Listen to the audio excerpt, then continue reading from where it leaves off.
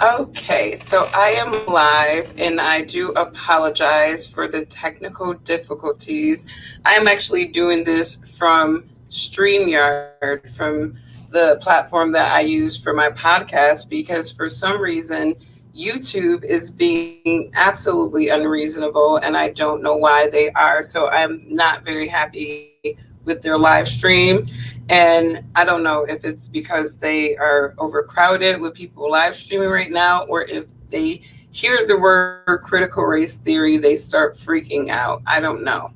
But I had to delete the other video because, again, having technical difficulties. I'm looking at all the bars on my internet, and YouTube is telling me that I don't have any connection, and they keep messing with my live stream. So hopefully this works, and if it doesn't work on that platform, I will definitely have it reposted for you to be able to view it. I'm not even seeing like my usual people come in, so I don't like YouTube today.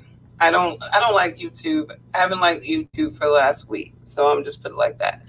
But anyways, this video is about critical race theories and generational rhetoric that is passed from one generation to the next within the Black community.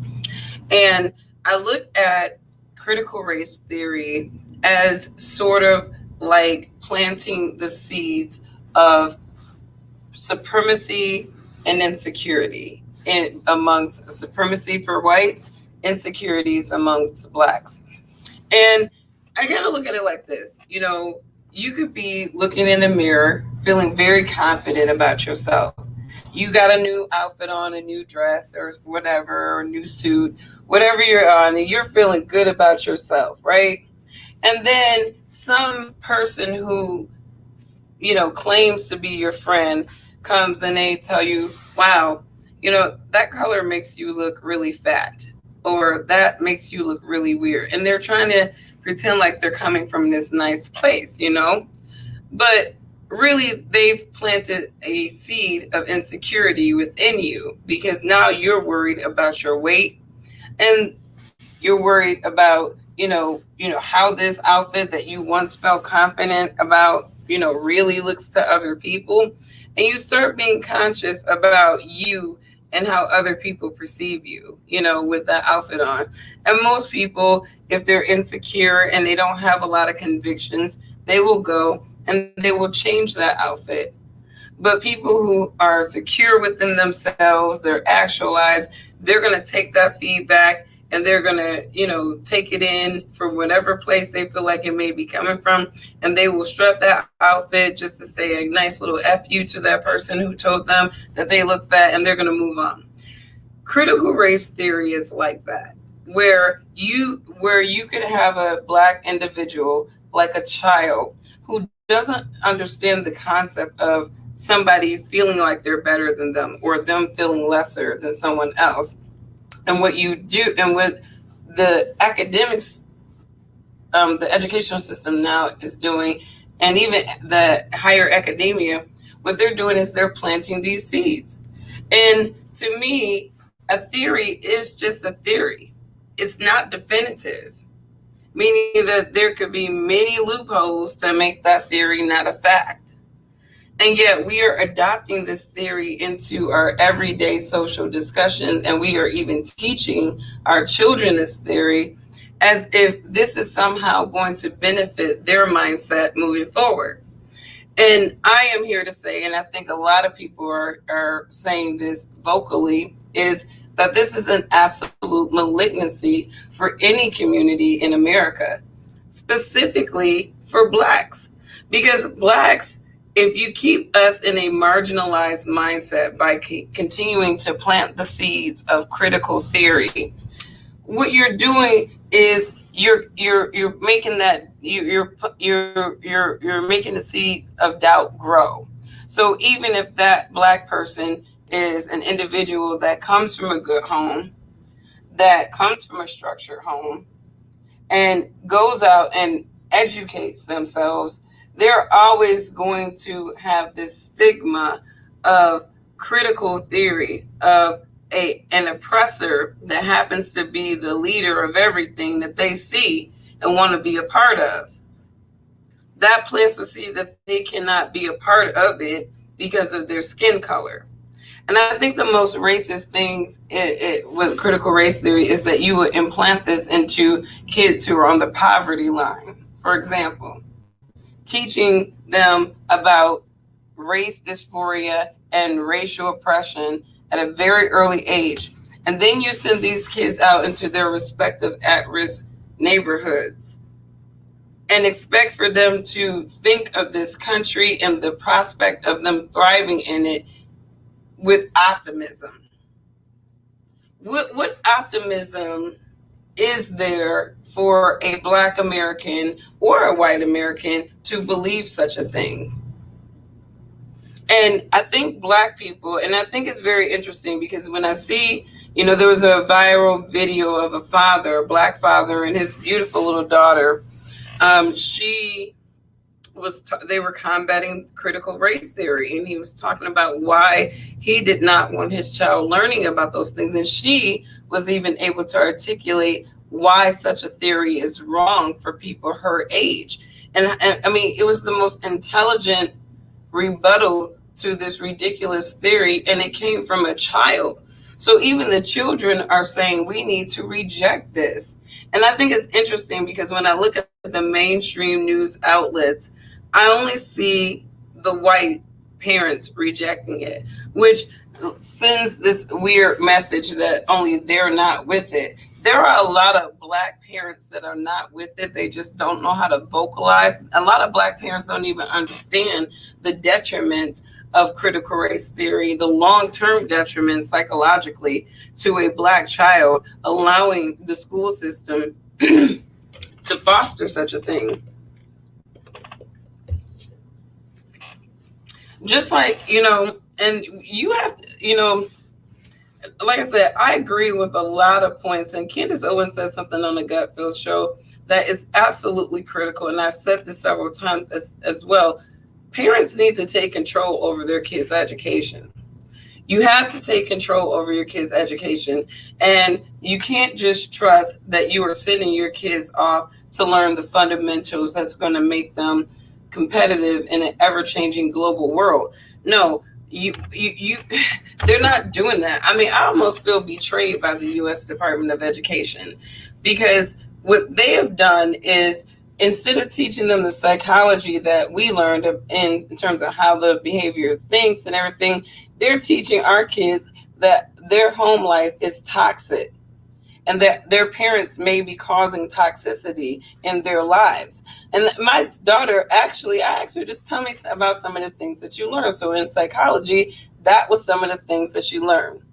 In addition to gender dysphoria, and it's okay to explore your gender.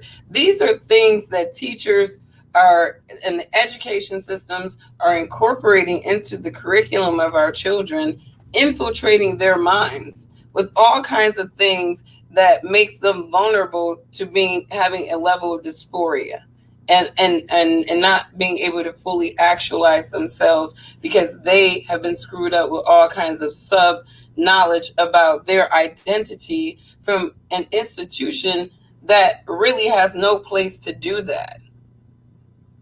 And so, when I think about these critical race theories, I think about, just even what my mom told me, Angie, you have 2 strikes against you in this country. You're Black and you're a woman. So you have to work extra hard. And that planted the seed, because that critical advice that she gave me was really based off of her own experience during a time where she probably felt like that was necessary. But people don't want to admit that times have changed in America and that people are coexisting a lot better than other people, like these crazy mainstream, ridiculous people would like to admit. People are coexisting. And so when we think about how people do coexist, your average Black person isn't walking out of their house thinking about racism and being in fear of racism. We have plenty of examples of successful Black people who have somehow been able to make it around these critical theories and this idea of systemic racism and live the American dream 10 times over, some of them. So when you have all of these fallacies to these ridiculous arguments, how susceptible should you be in allowing a theory to infiltrate that type of positive progress? I challenge people with this seriously, and we really need to reject this. Blacks, whites, anybody. Nobody should have the seeds infiltrated in their mind that somebody that they interact with almost every day is their oppressor. The hell is wrong with anybody trying to plant those kinds of seeds? So you mean to tell me that me and Bob have gotten along for the last 5 years as neighbors in the same damn town, and then all of a sudden you crazy wackos want me to look at Bob as an oppressor, and he's done shit, he ain't done shit to me. Matter of fact, he's looked out for me. It's like, get the hell out of here with this. These people are maniacs, and I just want to tell people, reject it. Reject it. And another thing is, it was funny because I was listening to a YouTuber recapping a clip, DJ Envy talking about Kevin Samuels, right? And this woman called in and talked about why she did not like Kevin Samuels. And she said because Kevin Samuels basically exploits women who have taken on the insecure, who have been given insecurities from other relationships. And I'm thinking to myself, how does someone give you an insecurity? And then I started thinking about critical race theory. That's basically what it is. Critical race theory is giving Black people an insecurity about what their American experience will be. They're planting those seeds because they realize that Black people are coming with a different mindset. Black people are being successful. And it's almost like Black Wall Street, where when they see Blacks being successful, when they see Blacks thriving, some elitist group has to tear it down because they are addicted to the Black struggle existing. And that's what Black people don't realize, that our struggle is a profit center for a lot of people. They need it to exist financially and psychologically. These people need Black struggle to exist. So what do? They pay Blacks to write books about critical theories and infiltrate our community.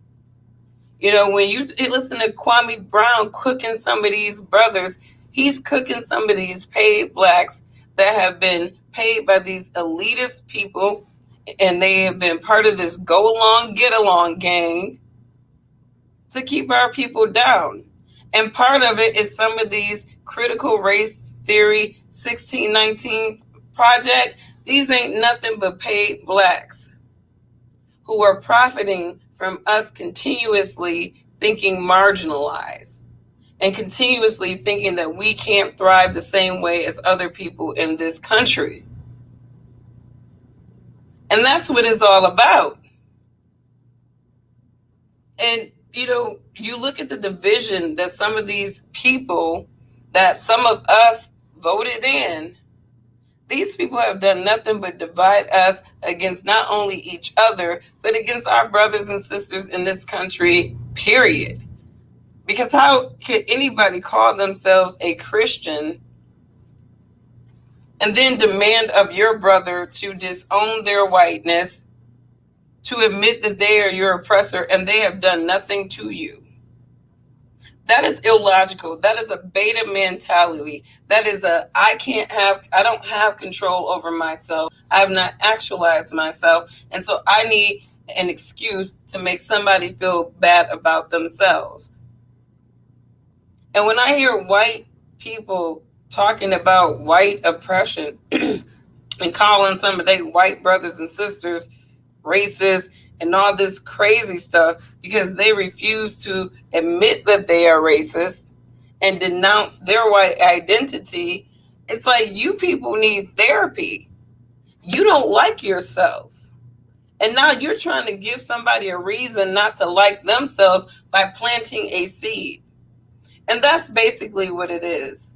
If the Black mindset is too strong, then they'll get a Black person to plant a seed to weaken it. And that's basically what critical race theory is about. That's basically with older blacks. When I made the video about why I don't listen to blacks over 50, I should have said some blacks, because there are a lot of blacks that I do listen to. Thomas Sowell is a perfect example. The late Walter Williams. These are very experienced, virtuous blacks that I listen to and I pay attention to, and I appreciate their rhetoric. But I am talking about those blacks that are committed to their own experiences and projecting those recycled experiences onto new generations as if it's going to be their own. And to my newer generation blacks, there's a fine line between respecting your elders and inheriting their concept of struggle and your black experience in this country.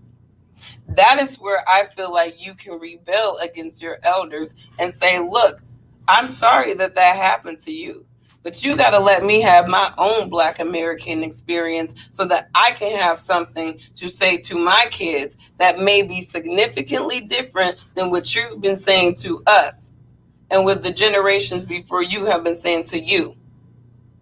Because that is a form of critical race theory too. Generational recycled rhetoric within the Black community, telling blacks that the Democrats are for us and the Republicans are not, telling us that the Democrats are not racist and the Republicans are. This is generational rhetoric, telling our people that if you work in this particular organization, or if you work in this particular company or in this particular profession, the white man is going to try to hold you down. And so now you planted the seed again of insecurity. No matter how confident I feel like I am, the white man's going to hold me down because my elder told me that that's what they did to them. As if that whole white man that they worked for when they were younger and were starting off is still working at this company or existing or whatever. It's, I feel like we need to take control over our narrative. And part of taking control over the Black narrative is rejecting non-progressive Black rhetoric about the Black community. We should reject this rhetoric. It's not progressive. It doesn't have a positive outcome. Ask anybody, what is your projected outcome in teaching critical theory? It's not awareness. You're not raising awareness about anything. You are planting seeds, generational seeds, that most people, if they really sat with themselves and thought back to their experiences, it doesn't resonate with them. They're not experiencing that. So now you're planting these seeds of what other people have experienced, and you're making them believe that this is the Black American experience. The Black American experience is struggle. The Black American experience is racism. And that is simply not true. And I don't trust anybody that can't give me a clear definition of what they're screaming about. And that's what these liberals are doing. They think that if a bunch of people repeat the same bullshit and scream it really loud, that all of a sudden it's true. If they use a bunch of big words, don't listen to sophists. If you don't know what a sophist is, these are like, they were paid philosophers. The philosophers back in the day, these sophists, they were cynical ass intellectuals that presented highly fallacious arguments, but because they used big words and passion, they were able to sway people into stupid. And that's basically what your mainstream liberal politician elitist is. They are sophists. They are people who think that they are intellectually superior than everybody, that all we got to do is tout a bunch of big words and have a PhD, write a theory, and have some black man that changed his name to some African name to write a book. And then all of a sudden, black people need to just be on this train of thought. It's ignorant. Don't bite the bait and reject critical race theory. Don't allow older generations to put a mask on you. These people love masks. Masks are very figurative to people like this. And really, what they're talking about is masking over their intentions to keep you insecure and marginalized while they capitalize on all of your insecurities as a result of it. Reject critical race theory. Reject it in the schools, reject it in any institution in America that wants unity and progress in this country. Hopefully, this did not have any technical difficulties. Have a wonderful weekend, and I hope you enjoyed the day because I sure did. Bye.